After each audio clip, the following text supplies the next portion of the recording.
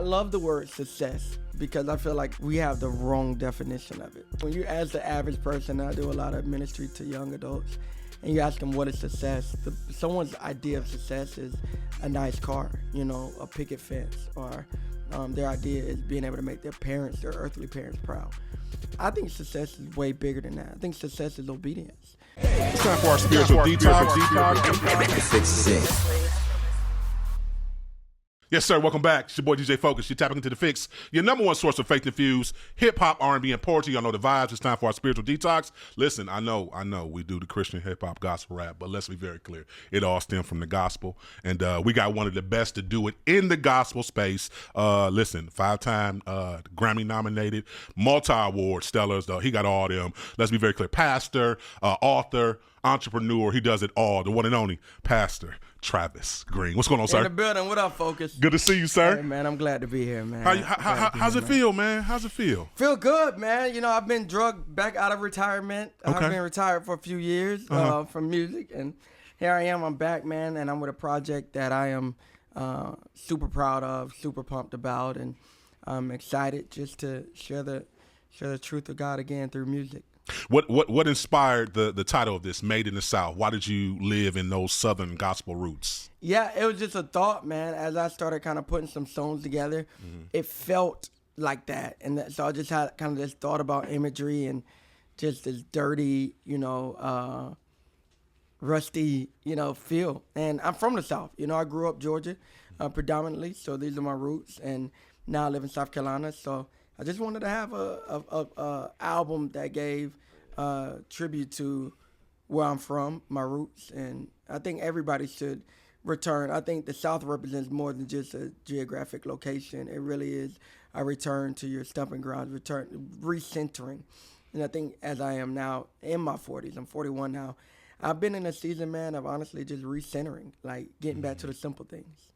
Getting back to the simple things. What has God shown you, man, amongst pastoring, amongst being a husband, amongst being an artist and all the things? What has he shown you maybe over this last year about yourself? Yeah, I think the truth is, man, the Lord has taken me to the mountain top to show me that ain't nothing there. I've been in all of the award ceremonies. I've been, I rubbed shoulders with royalty. And at the end of the day, there's nothing really that matters more than pleasing him, a life that pleases him. And I think sometimes, man, God will do that. He'll allow your dreams to come true in order to show you that, it ain't what you thought it was. And so although I'm super grateful for the platform the Lord has given me, I'm in a place of just, I think, humility of understanding. Man, if God ain't in it, it ain't worth it. And I think over even the past year or several years, that's what he's continued to expose to me. And so there's a scripture that I've fallen back in love with. It says, let the words of my mouth and meditation of my heart be acceptable in your sight. And so all of life is worship, not just what I do on stage and not just what I put on the album, but the life I live, I want him to be pleased with. That's good. You said something key, man. I want to ask you, I hear a lot of people say, I've been to the top, nothing there. How do we change the top and everything that goes on at the top that, we don't be discouraged? It's like, okay, I thought this was what success was supposed to be. I thought this is where I wanted to be. Yeah. But then I get here and see, I feel like I don't even belong here. Yeah. I think it's funny, man. I love the word success because I feel like we have the wrong definition of it. Okay. You know what I mean? When you ask the average person, I do a lot of ministry to young adults, and you ask them what is success, someone's idea of success is a nice car, a picket fence, or their idea is being able to make their earthly parents proud. I think success is way bigger than that. I think success is obedience. I think there's a lot of people, if success was only material things, then we would say that our great-grandparents weren't successful, and I don't know if that's true. I think success goes far beyond glitter and gold and silver and what you can obtain with your hands. I think success is a posture of contentment, of knowing that you did what you were sent on this earth to do. And for me, so when I talk about the mountaintop and nothing being there, I mean, literally, I think I made the mistake, and so many other people do as well, of thinking that the mountain is a substitute for fulfillment, and it's not. It comes and goes. The award ceremony is only a few hours. What do you do after that? Graduation is only a few hours. What do you do after that? A wedding is only a couple hours. What do you do after that? And so all of those things to me symbolize mountaintop. And we work so hard to get to these moments, but it's only a moment. And I think for me, I'm just trying to teach people and reprogram people to understand. It's really about life, man. It's about the dash in between your birth and your death. It's about what are you doing day to day, not just the big moments, not just the tweetable or the postable moments, but man, have you found a life of contentment, of satisfaction, and really loving those who are around you, and being grateful for what God has given you. So that's the message I'm on. That's good. And I'm glad you're teaching that message. You said something key. I got to go. I know we're going to talk about this music, but when you talk about social media, pretty much controlling a lot, specifically our culture, for sure. Is that challenging when you have to pastor and teach people? Absolutely. Yeah, talk about that for a minute, especially for the men who hopping in DMs all the time. Pray for me. Absolutely. No, it's a snare to compare, The bad thing about social media is it constantly shows you everyone else's highlight. You know what I mean? You only see the chick with makeup on. You only see, the guy with, his haircut. I mean, it's only showing you highlights and not real life. And life is not made up of highlights. And if you live for mountaintops, then valleys will kill you. Life isn't about a highlights. Life isn't about the big moments. It really is about, man. I was just sharing this. You talking about challenging for young adults, for sure, man. I was sharing this with a young musician who was like, man, I found myself bored all the time. And I was like, yo, welcome to freaking adulthood, man. Like, what do you think being adult is about? Like you find fun and pleasure in contentment. I remember being young and it was like, oh, I got to do something. I got to go to the mall. I got to go to the movies. I got to go. Now, man, fam, give me a couch. Facts. A glass of water, and let me just watch my boys play. And that is as much fun to me as being at Disney World. And I think that is really the message, and it's difficult because, to your point, there is a generation that's all about social media, but social media is a lie. It's just highlights. It's not real life. And so learning to fall in love with just your day-to-day. A lot of these guys up here, man, I mentor on your wall, and I tell them the same thing, man. Like, fam, you better fall in love with being Clark Kent. Because Superman is only for that 90-minute show. Who are you when you go home? Who are you to those kids? Who are you to that wife or that fiance? Who are you to that local church? That's the real life, And so, yeah, that's what I try my best to teach. That's good. Let's talk about this project, Made in the South, first single, Let Freedom Ring. Amazing collaboration. I'll let you say who it is on it. But it just talks about, rising above division, love and faith. Speak to the inspiration behind this song. Yeah, Andra Day, she's a phenomenon. It's funny you say Rise Up above because that was her big record, Rise Up. Correct. And she is she also played Billie Holiday in a movie, and a phenomenal movie. And she's a brilliant actor, a brilliant singer, a real singer, like a real soul singer. But she also really loves God, man, and that was really cool for me to experience her praying for people on our set. She's a dear friend. She's just a sweetheart. But we had a lot of fun. And I really, when I went to the studio, I was like, yo, I'm going for Sam Cooke. Like, I really wanted something. And I wanted my tone to carry the pain of the generation before. And I felt like the music, the older music used to do that very well. Mm-hmm. And so I just wanted to do that and be authentic. And that's what came out. When you talk about that Sam Cooke sound, you're absolutely right. I remember growing up on it just like you. How do you think the new generation is responding to going back? Like, you giving them like a history lesson and okay, this is what the roots of gospel used to be. What's been the response back from some of the millennials or the youngers? Yeah. They've been loving it, man. They've been digging it. I think even though they necessarily, or we, didn't live in a time of civil rights, there's a struggle that still exists, you know what I mean? Injustice still exists. Mm-hmm. Discrimination still exists. And so I think a message of love and a message of unity is an eternal message for people, letting you know it's a timeless message and letting people know that we're stronger together and that we could rise above any adversity. You know, I mean, even in the Bible, Jesus was oppressed, I think a lot of people forget that, he was a refugee, he ran to, his parents escaped to Egypt. He grew up in Africa, his early childhood. And then Moses' people were oppressed. And the Bible says as much as they were oppressed, the more they grew. And so I do think there's something about persecution that helps, refine you as pure gold and So I think this generation definitely understands that, and they've loved the message. That's good. Talk about the inspiration behind Touched by Fire. Oh man, that song is dirty. That song is dirty.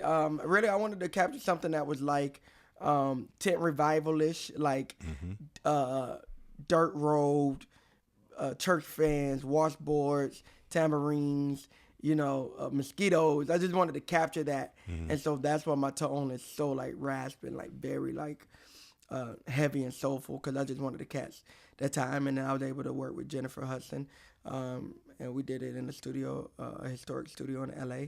The same thing I told her, man, like let's like reach back, like let's go old, let's go gritty, let's go dirty, and focus more on even tone than pitch. That's kind of my style in the studio.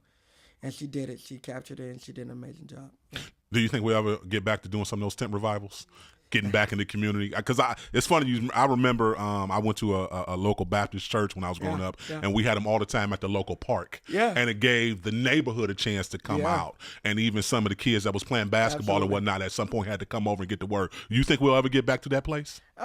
I don't know if it'll be just like that, but I think there is a lot of outreach that's happening. Okay. And hitting people in the street and reaching them where they are. I think times have changed, in some regard. And so I think we do have to be flexible with, hey, man, what is the most... There's some things that were just effective 20, 30 years ago when you and I were coming up that may not be as effective nowadays, Heck, man, we're doing a big fall festival at our church with hay rides and all kind of stuff. And my son was in middle school. He came home yesterday. He was like, yeah, I've been telling my friends, and they just like, yeah, I don't know if I want to go.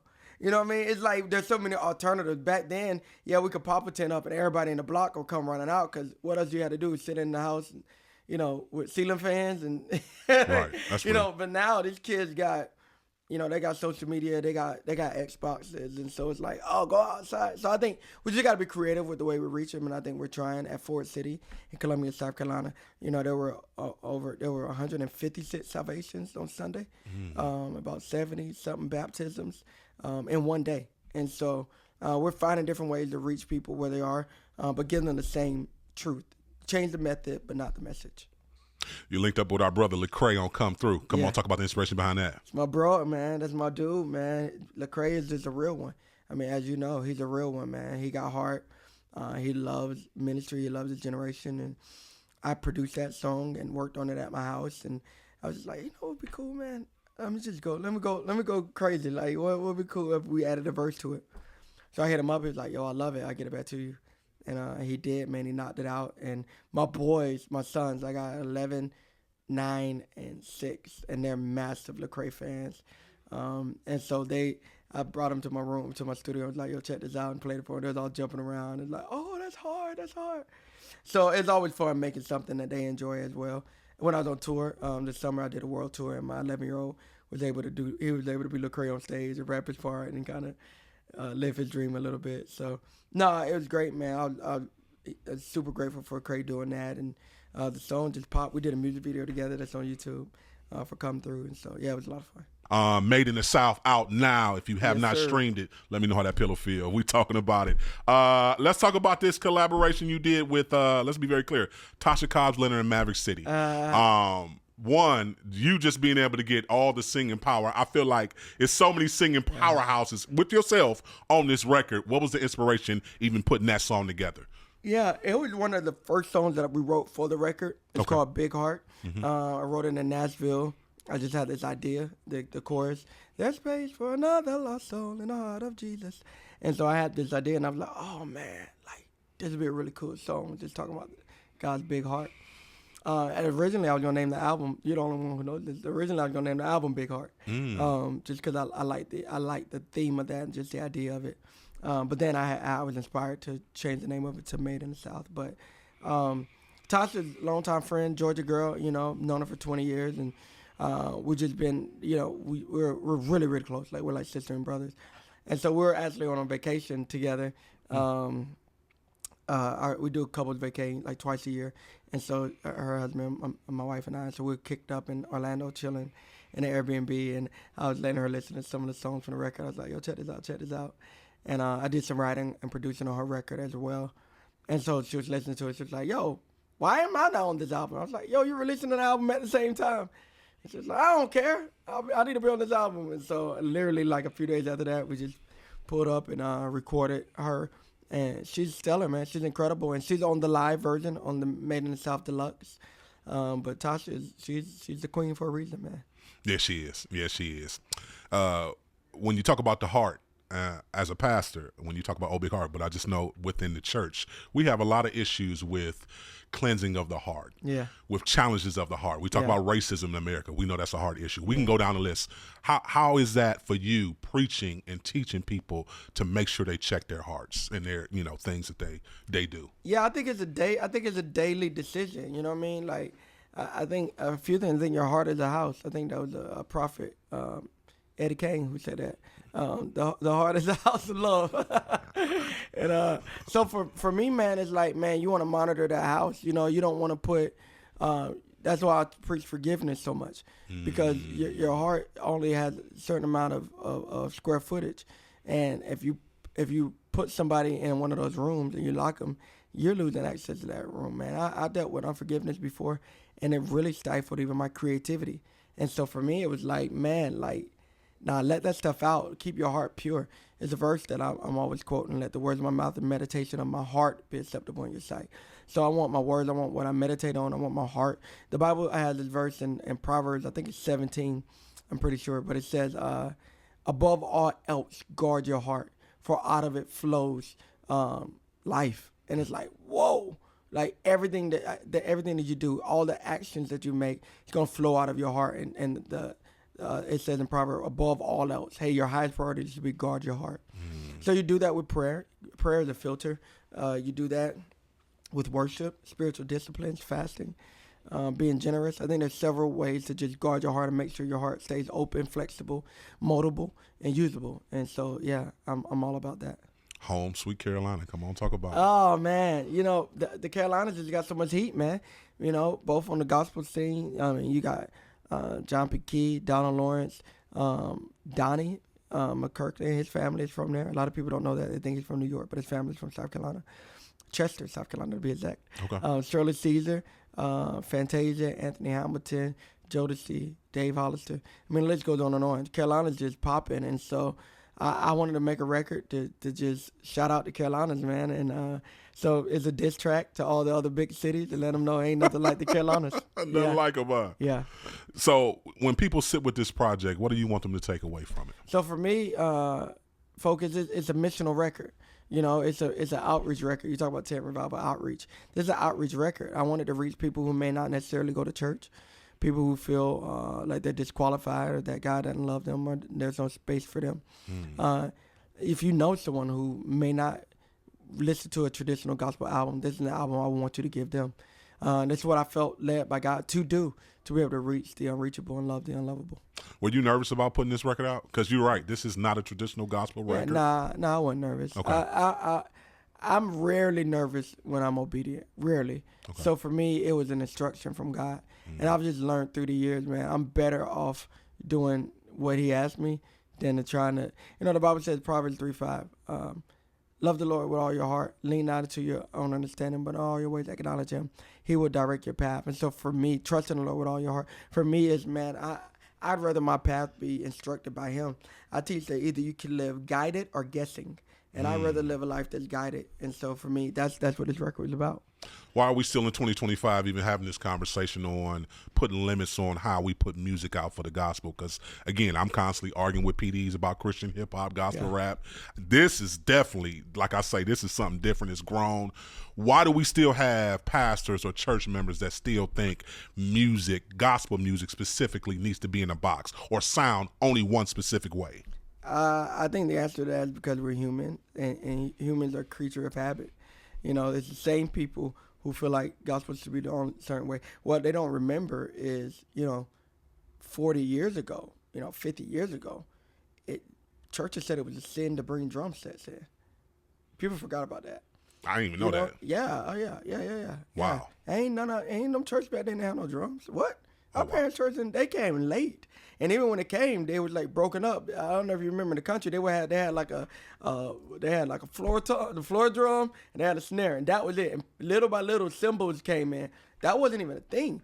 Guitar, forget about it. When guitar was first introduced, man, in the church, that was rock and roll. That was a devil instrument. And so it's just funny how over time we just forget with evolution that, man, we cut off so many things because it's like we don't do it that way. But I don't have, I don't argue with people, nor do I feel bad about people who aren't accepting to different styles, because they, church people who killed Jesus. I think we forget about that too. Right. They're celebrating the Passover, not knowing that the Passover lamb, Jesus himself, is there.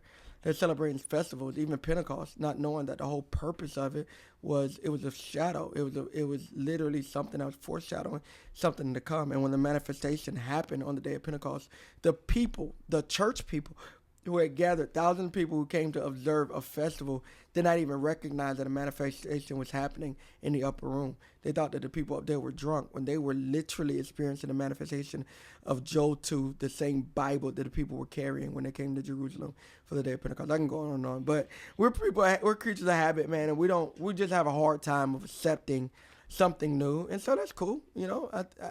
For me, here's what brought me comfort in my heart, man. I understand, and you could take this too. We're not called to everybody. Like, Travis, this is what the Lord told me. He said, you're called to those who are called to you. And same with Focus. Like, you're called to those who are called to you. And there's people who may take a traditional format for them to get the guy. I think it was Paul who wrote, people was hating on his preacher style. And Paul said, hey, man, listen, let's just be clear. As long as folks get to him, I don't care how they go about. I don't care if they talk about me. I don't care if they like me or not. As long as people are pointing people to Jesus, getting to him is a big idea. So as long as people get to Jesus, whether they do it through my style or through a traditional style or through contemporary, whatever, just get to him. That's good. Get you out of here, man, on these last two questions, man.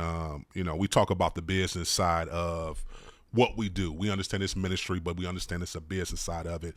What has God shown you from the business side that maybe you didn't know about it 5 years that you know now that you can probably help maybe a young artist who's, needs to educate themselves on the business side? Oh, yeah. I would tell you very rarely is there going to be a music contract that's in your favor. Very rarely will there be any contract that you don't type up yourself that's going to be in your favor. Really? Yeah. Why would a businessman give you a contract that's in your favor? That doesn't make any sense. It's always going to be in the favor of whoever typed it. Always. All business. And my first degree is in business management. Second degree is in, I got a master's in theology. And then in 2 months, I'll be finishing my PhD in organizational leadership. But in business, there's no such thing as giving someone a favorable contract. That doesn't even make sense. If I'm writing an agreement for you, then it has to serve me best. And so I would tell any young artist, know that coming in. I got, man, some of these guys, even on this wall, will call me about, contracts and different things. And I tell them, if you need the money, that's cool. But any music deal is a loan. It's no difference between you going to Bank of America, with a business plan and getting a loan. The industry is set up to where any label is literally only giving you a loan in which they're making back an interest. So not only is it a loan, but it's a horrible interest rate because, most loans, you can get a loan for 20% interest rate. You can get a crib for 7%. You're giving, for the average deal, it's probably 80% interest rate. So you're giving a label 75, 80%, and you're taking 20%, sometimes even 15% off of your royalties just for them to advance you. It's just simple math. It doesn't make any sense. And then in today's time, and it's just, you asked, so I'm telling you, in today's time, labels can't really do much for you other than some help with marketing and or loan you money. That's the only thing they could do for you, because right now everything's social media rules the world. So social media is way more valuable than any platform, and so you could build that yourself with just consistency and something that's good. So you don't really need a contract to be big now. People are bigger on being a TikTok star than they are signing with Def Jam in 2025. So I would tell any artist, get a lawyer before you sign anything. But unless you're desperate for money, there's no need to sign a deal like that. And the business is always just going to be that way. Them contracts is, like you say, they one-sided. to make sure the label wins. Been like that from the beginning of time. There's no reason. You're just giving people way too much credit. There's no incentive for somebody to give you a contract that's in your favor. But it's give and take, right? So, if you need the money, one, yeah, it's fast money. And then two, if you just really want to be famous, and if you want to be famous more than you want to be wealthy, labels can help you do that as well. They can, and some of them can position you to become a household name.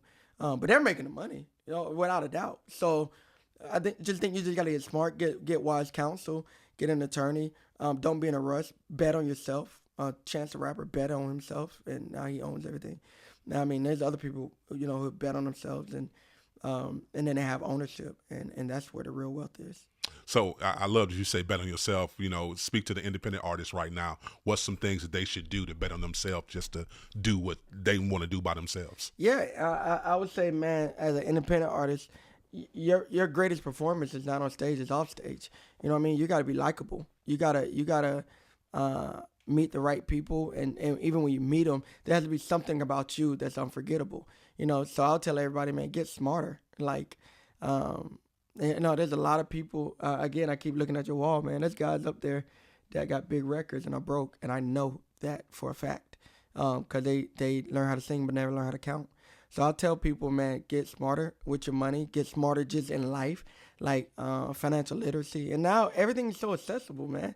It's on your phone. You can learn anything. So just don't be in such a rush to make it to somewhere. Your talent can take you somewhere that your character can't keep you. And so get smarter, read, and then as much as you could do on your own, independent artists, I'll tell them, man. So learn how to produce if you can. Learn how to record, get music software. It's not even rocket science. It's, download the music software and go to YouTube, and you could literally become a master of it in 2 weeks. It's not difficult. So learn music software, learn how to track.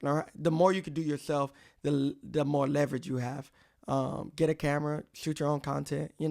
There's ways to get it done independently where you don't have to put yourself in a bad situation. Appreciate you. Last question. Show is called The Fixx. If you could fix or change anything about church culture, what would you fix? What would you change? Oh, man, that's a loaded question right there. I'd say, come on, Pastor. I'd say church culture, man, the first thing that comes to mind is for us to be more loving, but then at the same time more bold. I feel like now, man, there's just so many weak ministers of the gospel that we try more to be politically correct than biblically correct. When I'm reading about the apostles, and I got one of my favorite books is Fox's Book of Martyrs. If you're watching or listening, please go pick that book up, because it'll make you question if you're even saved. This book is about people. It's called Fox's Book of Martyrs. It's an old book. It's about people who literally gave their lives for what they believed in. I'm talking about with the option of walking away, but they just refused to denounce Christ. And that's what real conviction is about. And so if I could change something, it would be, man, we should be a lot more bold. There's churches in China and churches in Nigeria where pastors are being killed and churches are being burnt down. The most you're going to have happen to you on average in America is not even persecution. It's being canceled. Ooh. Like, what? I'm scared of being canceled? Like, that's what I'm up against? Not being beheaded, not being gunned down. I'm scared somebody's going to unfollow me. Okay. Like, come on, man.